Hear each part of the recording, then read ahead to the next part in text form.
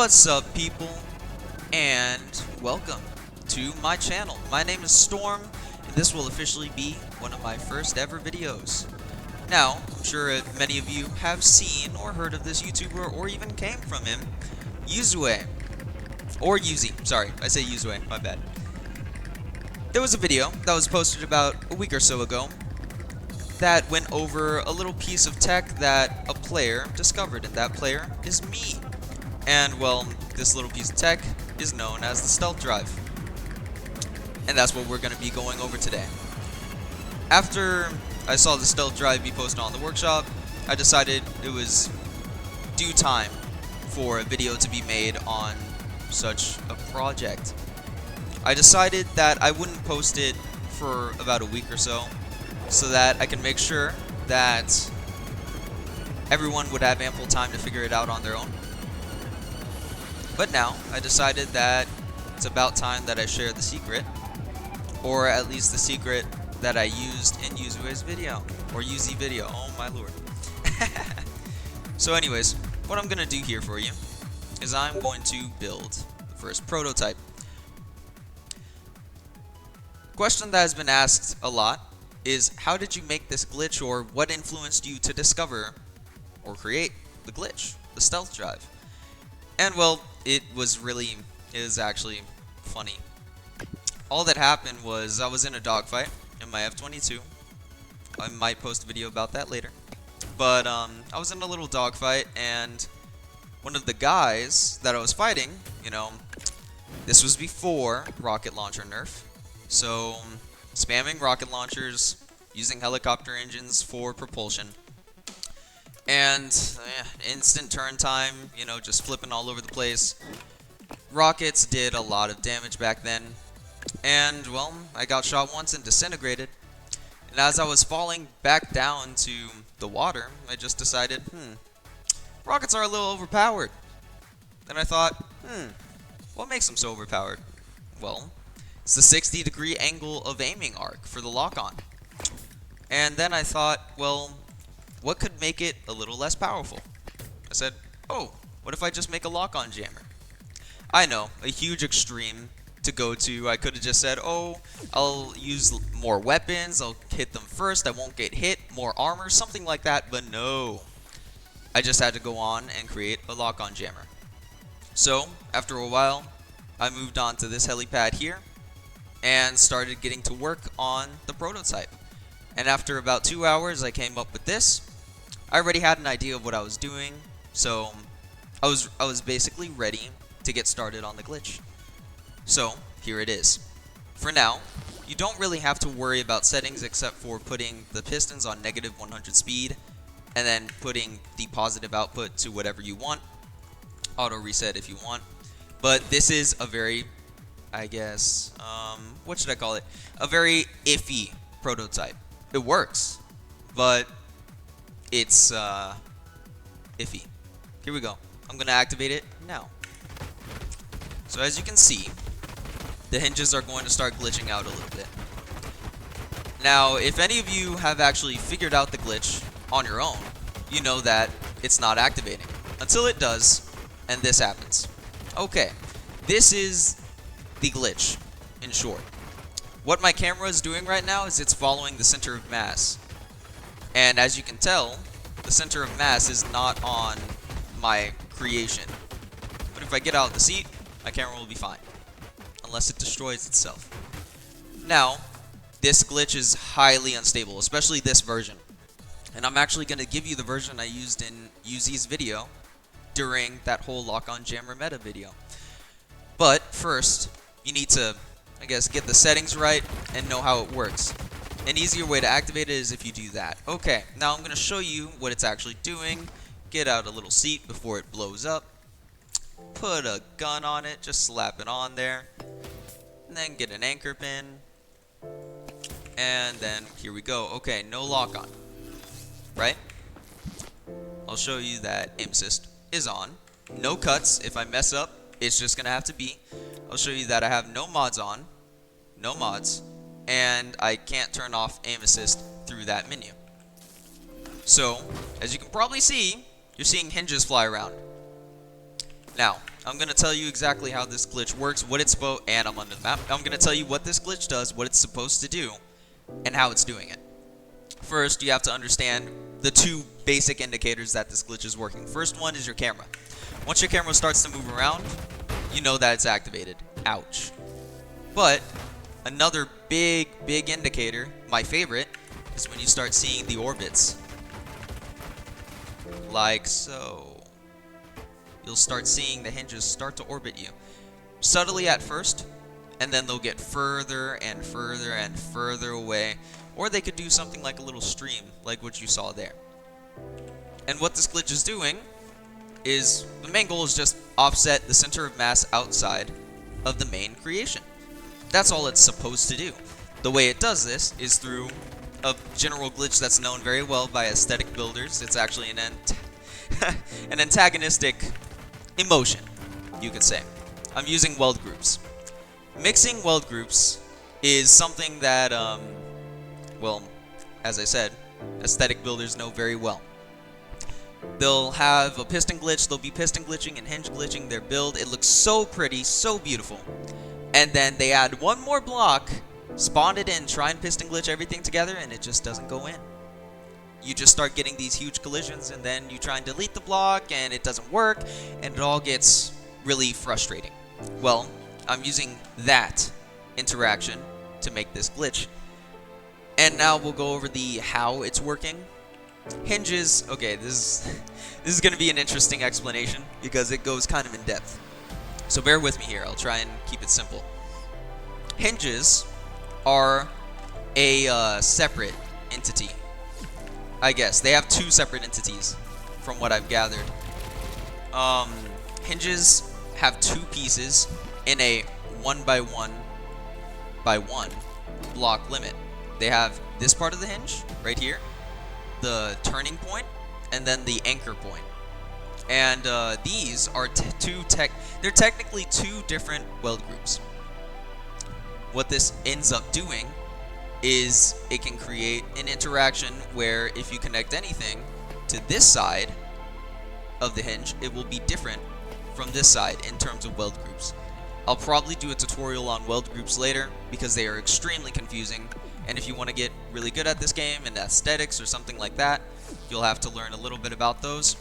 But basically, I'm smashing a bunch of different hinges, a bunch of separate hinges into each other, so that, because all of those are different weld groups, each block has two separate weld groups in each other. And, well, that creates this effect. Because the hinges need somewhere to go.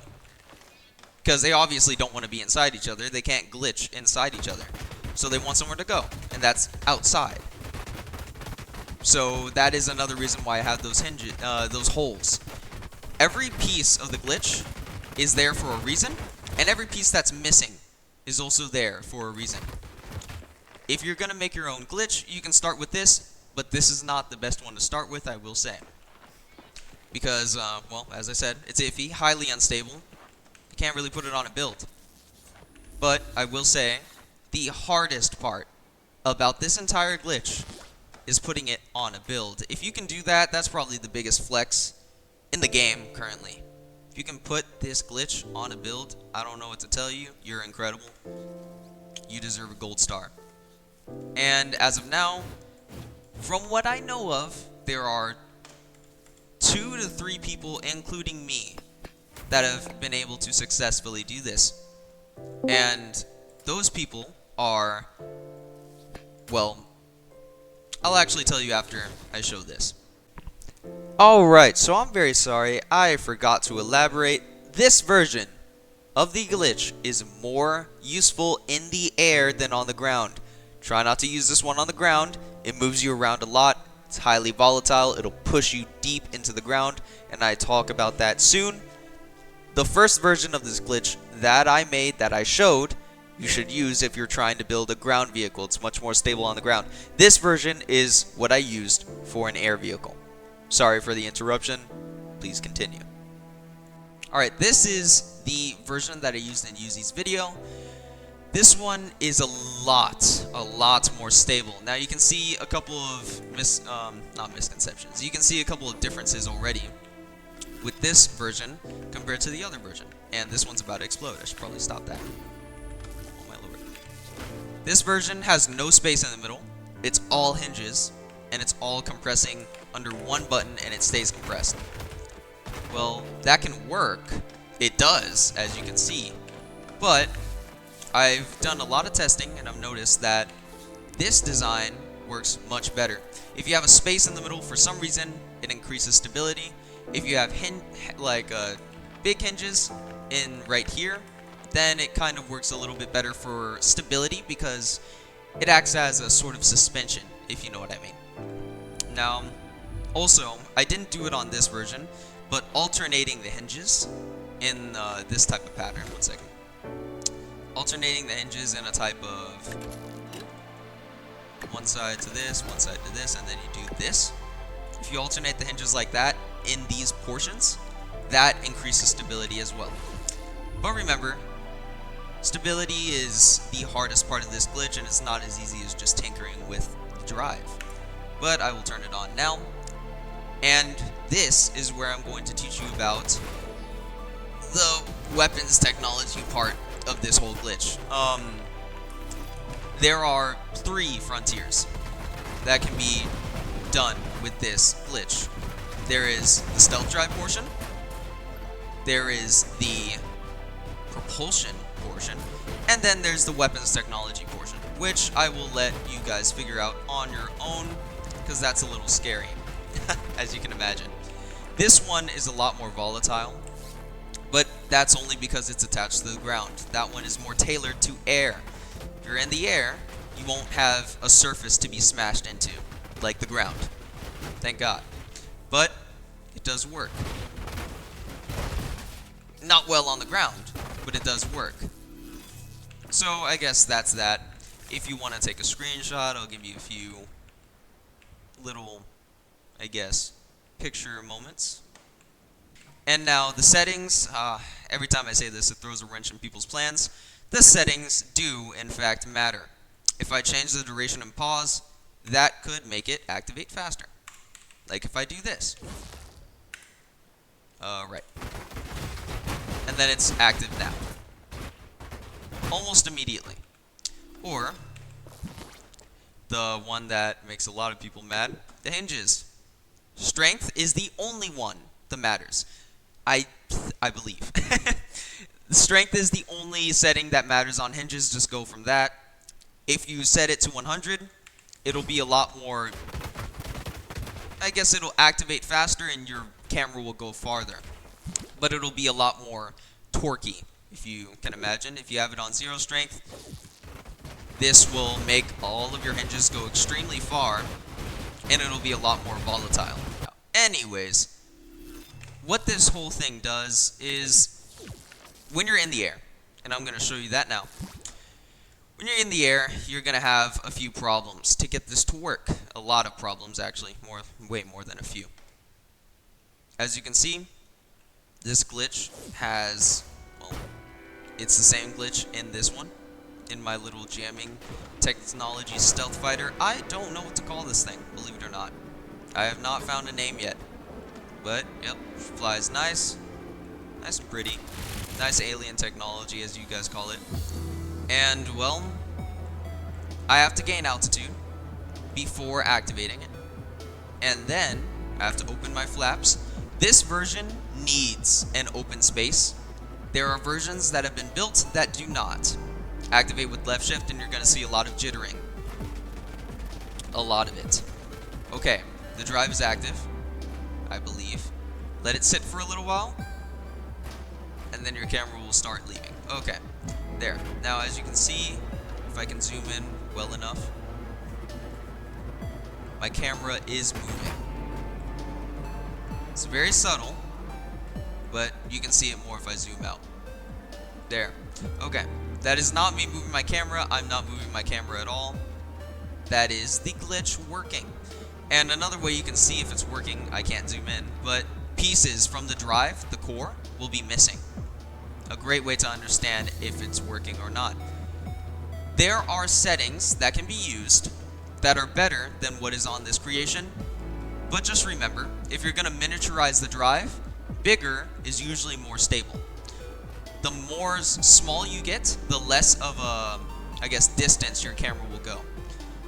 If you're at this stage and you have a problem with like trying to find a camera, you can either use a camera block to see, or you can use top of seat or first person.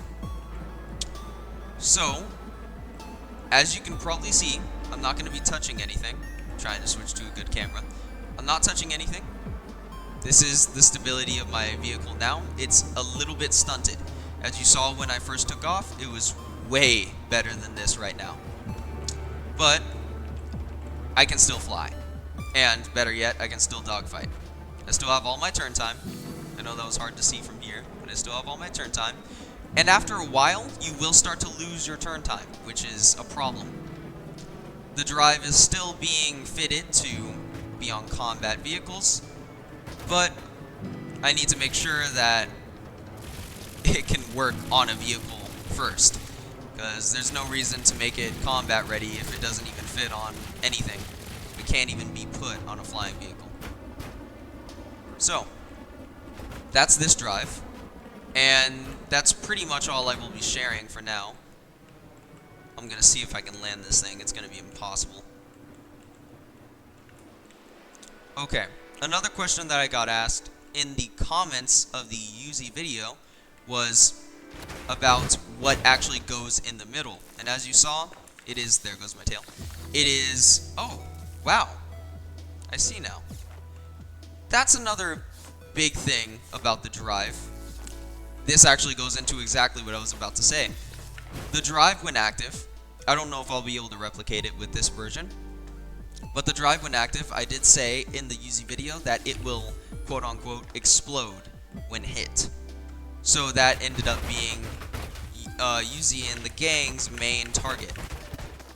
The drive can explode upon impact of anything. So kinetic force of any kind or explosive force will jolt the drive, and it might offset more of the hinges to actually go inside, snap back into place, and they could blow you up. It's a cool gameplay mechanic that I think is awesome. But another problem, the biggest problem that you guys are all gonna have is putting it on a build, and that's what I personally think that it won't get patched because of how much of a learning curve it is to put this on a build. If you put this on a build, as I said, huge flex. Not to toot my own horn or anything, because there are multiple people who have done it. But now I do want to give some honorable mentions to some people because they have helped me out through this entire process. Okay, first up, I gotta say, I don't know your full gamertag or all the numbers, but Meepo, you have my utmost respect. I'm gonna tell you this story real quick. Okay, so Meepo is a character who decided to create this stealth drive, right? And he contacted me after he'd done it, sent me a picture. He said, "Is this about right?" And when I tell you, it was pretty much perfect. It was like the perfect drive. He sent me a gif of it working too. He's like, "This must be correct because it's working." And I'm like, yeah, it is. And I just want to say, Meepo, you're awesome. Your expertise in this glitch is rivaling mine at this point, and I'm glad to call you a new friend. I asked him how long it took him. He said a day. A day is not bad, especially since I've been helping some people tinker with it for a week. Well, that's Meepo out of the way. Congratulations, you're probably the best player that knows about this glitch. And then we have another honorable mention, Sinyo. I want to talk about Sinyo for a second. I don't know your numbers, I'm sorry. But Sinyo, you have helped me go throughout this process of a lot of DMs and a lot of people wanting to know how the glitch works, a lot of community work. Yeah, thank you for pointing me in the right direction most of the times and getting my head screwed on straight. One more, actually two more honorable mentions. I want to talk about someone named Person12, I believe.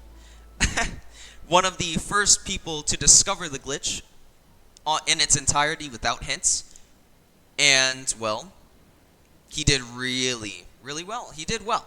He got it first try. Well, not first try. You know what I mean. He got it about first try. You know, so close. And then lastly, Mystic Wolf. Sorry, I almost said the wrong person. Mystic Wolf, you have, well, as soon as I gave you the idea, or at least hinted at it, you immediately started making weapons technology for this glitch. And honestly, you're doing really well. Keep up the great work. Can't wait to see what you come up with. That's pretty much it for the video. And I just want to say thank you all for watching. If you enjoyed, please like and comment. Please comment. I'm a new channel, hopefully a long-lived channel. I want to make more content for everyone. I have a lot of things that I can show you, glitches. If you want tutorials, I can do that on blocks, certain like weld groups, glitches, propulsion systems. If you want it, if you need it, comment in the video what you want to see. I can also be fun. I can do PvP, join random servers, dogfighting. I will be in more videos for other content creators. And I can do build challenges, build showcases, and even live streams. So, if you want to see more content, please like and comment. And subscription is a more personal connection. But if you subscribe, that really motivates me and lets me know that you enjoy my content. And, well, it's free, I must say. So if you want to and you enjoy the content, please like, comment, and subscribe. And yeah, just remember, no matter how cool or bad you think this glitch is, you have all the potential in this game to make an even better or more important glitch or exploit in this game or propulsion system, anything. This game has infinite possibilities, and I'm here to show you the high skill ceiling that this game provides. Remember, we're all trail makers, so keep on creating. Thank you all. Have a great day. Peace.